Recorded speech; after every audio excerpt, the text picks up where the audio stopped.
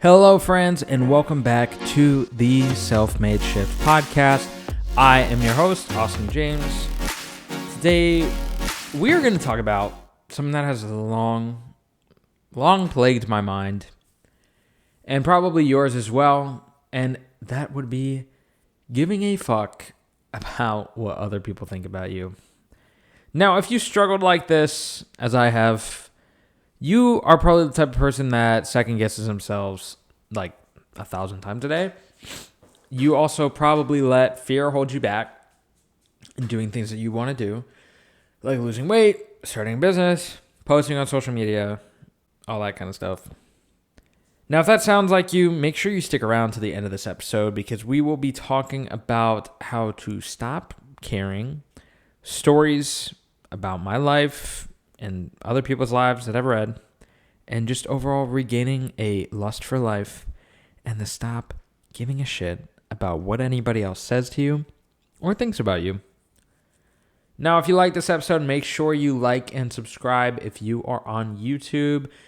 If you are on Spotify, be sure to download and leave a comment. You can also get more of the Self-Made Shift podcast on TikTok and Instagram at the Self-Made Shift podcast. You can also find more of me on all platforms at Austin James FR. Now, let's get into the episode. I have found that the older I get, the more important putting yourself out there seems to be. And especially after COVID, where I feel like we are currently facing the epidemic of loneliness, the epidemic of delaying social skills, and the epidemic of devaluing education and connection authentically, okay? So bear with me. I know that's a lot of buzzwords. Okay, it'll make sense. Growing up, and I am so incredibly thankful for this, I was always a very extroverted person, kind of. As a kid, I was always very calm, but I knew how to interact with people, both adults and children. You know, again, as a kid, I was talking to kids my age, socially, okay? So obviously these take two different skills, but I also knew when to dial it back and relax and just go do my thing, okay? Also growing up, I was really into performing. And if you guys follow me on TikTok, you probably would have seen that I am also a musician. So, business owner, content creator, musician. With all of these things, it takes some degree of being a people person. Okay, so that's kind of my credentials when it comes to that. As I have grown older, I find myself growing more timid and anxious. Now, why? Why would that be? That's kind of why I wanted to make this episode today, so we can debunk, because I know a lot of people struggle from this. Why have we, as young 20s and society in general, why have we gave more of a fuck about what other people think about us now more than ever, okay? Especially when it comes to entrepreneurship and content creation. Okay, let's get into it. Me personally, I have struggled with anxiety majority of my life, okay? And this comes in very different forms for many people. I'm obviously specifically talking about my case, okay? My anxiety comes in waves, and I've noticed as the older I get, the more it propagates. And is it relating a lot to career stress? Probably. I have a stressful career. Is it also because the older you get, the more you realize people's, for more or less better way to say this, true intentions and true colors? Also probably yes. For me personally, something that has helped me a lot with getting over this kind of anxiety is exposure therapy, for lack of a better term. So I recently decided, well, not recently. I've been on a little bit of a fitness journey. I'm almost 50 pounds down now. I started more or less last year in November, and yeah, 50 pounds, and it's almost the end of April now. So I'm very, very happy about that. When I started my fitness journey, I wanted to have video and photos of everything, like my journey along the way, both for myself and also to show people that you cannot be Joe Swole and still make fitness and gym related content. Because I don't think that it should be limited to bodybuilders and Arnolds of the world, okay? If you want to post in the gym, post what you like, okay? Make yourself happy. Post what you like. Don't let other people tear you down from that, okay? When I go to the gym, or this is now past tense, okay? Because we kind of have worked past this a little bit. I digress. When I would go to the gym, the feeling of recording myself was literally the most embarrassing thing I could do. Okay, first of all, to be me and go to the gym and pull out a tripod was like, okay, I gave myself the ick. Okay, I could not even imagine how other people would feel. Again, this is all subconscious thinking. So, one day, I decided I was going to buy a small tripod, and I'll put up a picture of the exact tripod that I bought. I decided I was going to buy a small tripod and walk my happy ass into the gym, take a little video, okay? I have always wanted to film more in the gym. At my gym, personally, for lack of a better term, it is a content creator gym with some caveats. It's a bodybuilder gym. It's a very nice gym. Very expensive. Very think like Equinox level shit, but I like it more. Actually, I've never been in Equinox, so don't quote me on that. I like my gym a lot, okay?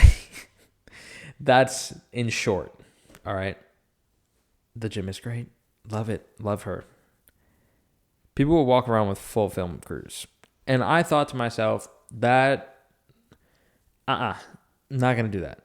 So I compromised with myself, bought the little tripod, and I decided to take it to the gym. Oftentimes, you don't even realize this. You are the only person thinking about you. Okay? I bring my tripod into that gym. Nobody bats an eye. The world doesn't freak out. The world keeps spinning. I record myself doing a little 1-2, a little 10 reps of yippee ha-has. Nobody gave a shit. Nobody gave a shit. I was the only one stressing about me with a tripod in the gym. Do you see where I'm going with this? You are the only person who cares about yourself in that sense. You are the only person that's overthinking about yourself. Okay? When it comes to content creation and everything, the fear of putting yourself out there is rampant. And I've seen it, and I've seen a lot of people talk about it. I have also met people with the best personalities, the best camera skills and artistic creative skills, and yet they will not post on social media for themselves because they don't want to be in front of a camera. As a small creator as well, it is so important to understand the fact that, like I said, you are the only person that cares about yourself as much as you do. A. And B, if you are looking to build a community, sometimes you will be the only resident for a while. In building this podcast, I have maybe 15 followers on my TikTok right now, and they're all my friends. Thank you to all my friends, by the way, that have been supporting me with this. Thank you to my mom and my girlfriend and all of my other people in my life that have been supportive with this. Thank you all. Okay? You have to be okay to post consistently for only you to see, essentially. It's all about consistency. Consistency compounds, is the saying. The more you do something, the better you get at it. No shit. But it's true. And another thing, don't get caught up in your own mind so much so that you cannot appreciate your own small wins. In the future, when you grow your social media, or when you grow your business, when you grow your physique, the first small achievements are going... Okay, hold on. Your first small achievements are going to feel better oftentimes in that moment than a big achievement. When you hit, let's say, 100,000 followers. When you hit 100,000 followers, you're going to feel good, but you're not going to feel as good as when you first hit your first 100 or your first 1,000 or your first 5,000. These are all novel experiences, okay? When you experience these things so many times, you become numb to it. It's the same thing as if you go for ice cream every single day, it like loses its flair, you know, 'cause that's a special occasion. Okay?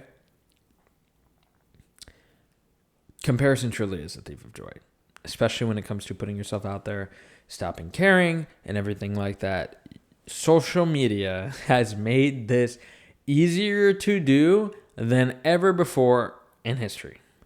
If I wanted to right now, I can look up a quote-unquote millionaire who's 19 years old, and I can sit there and absolutely lose my mind scrolling through his content, berating myself for not doing enough. However, I PR'd today at the gym. I've made more money in my career this month than I have ever. I've had amazing conversations in my relationship this month, more so than ever. It is so easy to lose the plot in your own life when you care too much about what everybody else thinks about you and when you care too much about what you think about you. That's the biggest thing I've found. I am the type of person where I feel like I am so in tune with my thoughts that I am very introspective. However, this has been hurting me more than it has been helping me. And again, if you have been in a similar situation like this, you understand exactly what I'm saying right now. I saw this TikTok recently, and the guy said, I don't remember the creator's name. I really don't even remember this video at all. I just remember what he said. He said, I limit how much I think about myself every day. I overthink, so I limit the amount of times I think about myself every day. And when I saw that video, low key, it really got me fucked up because I was really thinking about it, and I should do the same. It was hurting me more so than helping me to think so much about how I can improve, what I'm doing wrong, how I can learn more about what I want out of my life, and just incessantly thinking about how I'm perceived. Now, obviously, not thinking about yourself is very much easier said than done. And it is very much something that will take practice to get out of your own way, okay? It's like a muscle. You have to exercise it in order to be ripped. Oh, it's so hard. In my life, like I mentioned earlier, I've been on a little bit of a fitness journey. I have lost now almost 50 pounds. Yay! So happy. Okay. I feel better. I look a little bit better, even though I definitely need a haircut and a shave. I have found that I have garnered more attention, both due to that and just a couple other factors. Okay. If you have ever been through a significant weight loss, you will understand exactly where I'm coming from. Even if you've lost, if you've lost any weight in general, and you've probably experienced this, people will comment on your weight. People in your life will comment on your weight. And whether this be for better or for worse, really depends on the person. But I've been getting a lot of compliments, which is nice. But the overthinking side of me thinks, well, did they think I was ugly before? Did they think I was unhealthy before? Feeling the weight of feeling like a spectacle, in a sense, is really a double-edged sword. And again, this can add further to your own anxieties about perception, about life in general. Okay? You just stop thinking. Stop thinking. It has been freeing. No thoughts, head empty. As much as you can. No thoughts, head empty. Before I go to bed at night, I stress almost all the time. Almost all the fucking time.